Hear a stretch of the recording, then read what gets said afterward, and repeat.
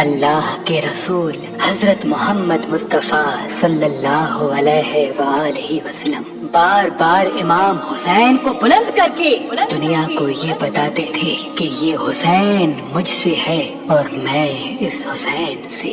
اے لوگو، اگر اس حسین پہ کوئی مشکل وقت آ جائے اور یہ تم سے مدد طلب کرے تو اس کا ساتھ دینا، کیونکہ یہ جنت کے جوانوں کا سردار ہے، میرا خون ہے، میری اولاد ہے۔ لیکن افسوس، ابھی رسول اللہ کی رحلت کو تھوڑا وقت ہی گزرا تھا کہ کربلا کے میدان میں ایک طرف 9 لاکھ کا مجمع تھا تو دوسری طرف وہ حسین جس کو اللہ کے رسول اپنے کندھوں پہ سوار کرتے تھے، امام حسین علیہ السلام اپنے نانا کی امت سے بار بار کہتے رہے کہ کیوں میرا رستہ روکا ہے؟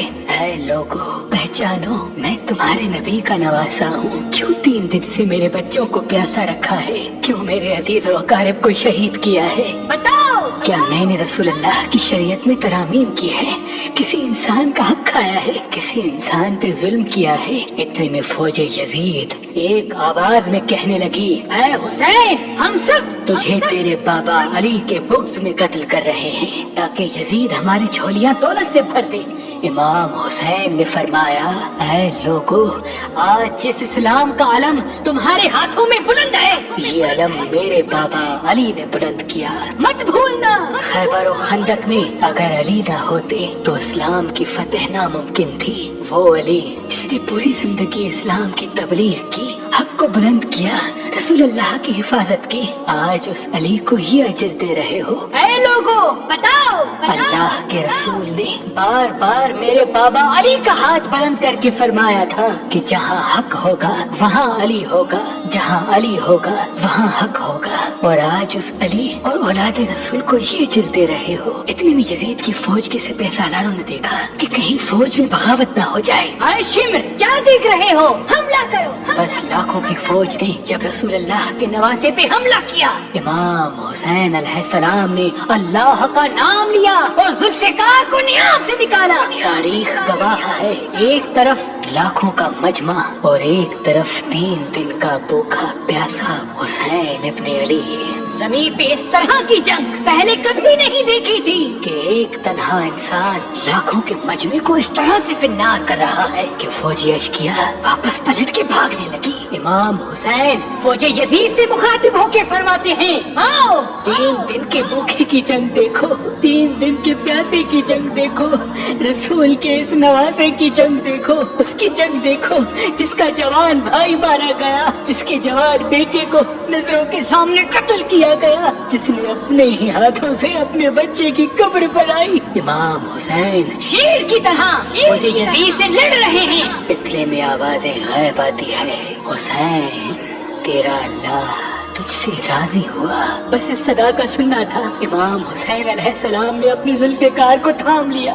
اتنی عمر بن سعد کہتا ہے، شمر، کیا دیکھ رہے ہو؟ یہ علی کا شیر ہے، اس کو مات دینا ناممکن ہے، جاؤ خیموں کو آگ لگا دو۔ بس کچھ سالبوں نے بیویوں کے خیموں کو آگ لگا دی اور کچھ امام حسین کو دور سے تیر مارنے لگے۔ امام حسین کبھی بیویوں کے خیموں کی طرف بڑھتے ہیں، کبھی فوج کی طرف جاتے ہیں۔ عمر بن سعد اور شمر نے فوج کو 4 حصوں میں تقسیم کر دیا اور یہ کہا کہ کوئی بھی حسین کے قریب نہ جائے، جس کے پاس جو چیز ہے وہ دور سے حسین کو مارے۔ جس کے پاس نیزہ تھا اس نے نیزہ مارا، جس کے پاس تیر تھے وہ تیر مارتا رہا، جس کے پاس برچیاں تھی وہ برچیاں مارنے لگا۔ تاریخ نے لکھا، جس کے پاس مارنے کے لیے کچھ نہ تھا وہ کربلا کی کرب زمین سے مٹی اٹھا کے امام حسین کی طرف پھینکتا رہا۔ امام حسین کے جسم مبارک پہ ہزاروں زخم لگتے رہے۔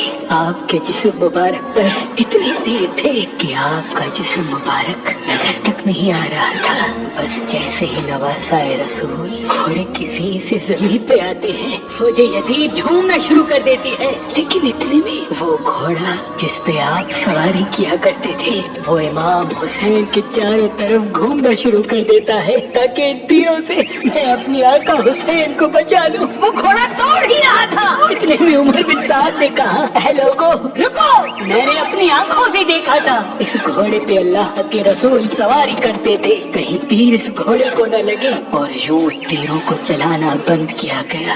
अफसोस है उन लोगों को उस घोड़े का तो एहतराम मालूम था जिस पे रसूल अल्लाह सवारी किया करते थे, लेकिन उस हुसैन का एहतराम भूल चुके जिनको अपने कंधों पे सवार करके उम्मत को दिखाया करते थे। बस इमाम हुसैन अलैहिस्सलाम ज़मीन करबला पे अपना सर रख के अल्लाह का शुक्र कर रहे हैं और वहाँ फौजी यजीद के मुख्तलिफ सिपाही इमाम हुसैन का सर काटने के लिए करीब आते हैं। जो भी करीब आके इमाम हुसैन के सर को देखे तो उसे इमाम हुसैन के चेहरे में रसूल अल्लाह का चेहरा नजर आए और वो चीख के दूर चला जाए। इतने में शिमर कहने लगा, ये काम मुझसे ही होना है। जैसे ही शिमर ने खंजर इमाम हुसैन के गले पे रखा तो वो देखे इमाम हुसैन के लब हिल रहे हैं। उसने सोचा, हमने हुसैन का पूरा खानदान कत्ल कर दिया, 3 दिन तक हुसैन के बच्चों को प्यासा रखा, शायद हुसैन हमें बद्दुआ दे रहे होंगे। सुनने के लिए कान करीब करे तो क्या सुने, इमाम हुसैन अलैहिस्सलाम अल्लाह के दरबार में अल्लाह की नेमतों का शुक्र कर रहे हैं कि ऐ अल्लाह तेरा शुक्र है कि इस अजीम इम्तिहान के लिए तूने इस हुसैन को चुना। इतने में इमाम हुसैन ने आंखें खोली और शिमर से कहा, ऐ शिमर क्या तू नहीं जानता मैं रसूल अल्लाह का नवासा हूँ, जन्नत का सरदार हूँ, हक पे हूँ, बेजुर्म हूँ। शिमर ने कहा, हाँ मुझे मालूम है, फिर आपने फरमाया तो क्यों कत्ल कर रहे हो? शिमर ने कहा, ताकि यजीद मेरी झोली दुनियावी दौलत से भर दे। बस ये कहते कहते शिमर इमाम हुसैन का गला काटता रहा और फौजी यजीद मुसलसल झूमती रही। इमाम हुसैन के सर कलम होने के बाद सादात को लूटा गया। इमाम हुसैन के सर मुबारक को नोके सीना पे बुलंद कर दिया। बीबी सकीना को तमाचे मारने लगे। रसूल अल्लाह की नवासियों के सरों से चादर को लूट लिया और इमाम हुसैन के जिस्म मुबारक की तौहीन करने लगे। तारीख ने लिखा, इमाम हुसैन के जिस्म पर जो जो चीजें थी उनको लूटने लगे। इतने में एक शख्स इमाम हुसैन के जिस्म के करीब आया। इमाम हुसैन के हाथ में एक अंगूठी पहनी थी, उतारने की कोशिश की, ना उतरी। वो उंगली काट के अंगूठी ले गया। आपके जिस्म मुबारक को रस्सियों से बांध के करबला की गर्म जमीन पे इधर से उधर फिराया गया।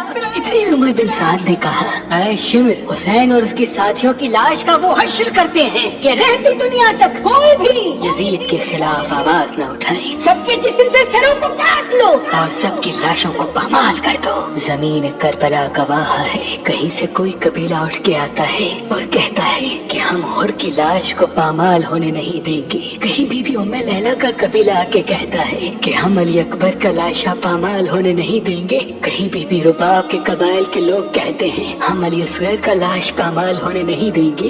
एक एक शहीद की लाश पामाल होने वाली जगह से हटाई गई। तारीख गवाह है, सिर्फ रसूल अल्लाह का अकेला नवासा करबला की गर्म जमीन पे पड़ा रहा और मगरिब के घोड़े मशरिक की तरफ, मशरिक के घोड़े मगरिब की तरफ दौड़ते रहे। इमाम हुसैन का जिस्म पामाल होता रहा। इमाम जाफर सादिक अलैहिस्सलाम फरमाते हैं, मेरा सलाम हो मेरे उस गरीब दादा पर जिसकी लाश को इस तरह से पामाल किया गया कि उनकी दाईं पसलियां बाईं पसलियों की तरफ चली गई और बाईं पसलियां दाईं पसलियों की तरफ चली गई, जिनका सीना और पुश्त एक साथ हो गया। सलाम हो मेरे उस बेवतन दादा हुसैन पर जिनके जिस्म मुबारक के टुकड़ों को जमीन करबला पे बिखेरा गया। सलाम हो, सलाम हो, सलाम।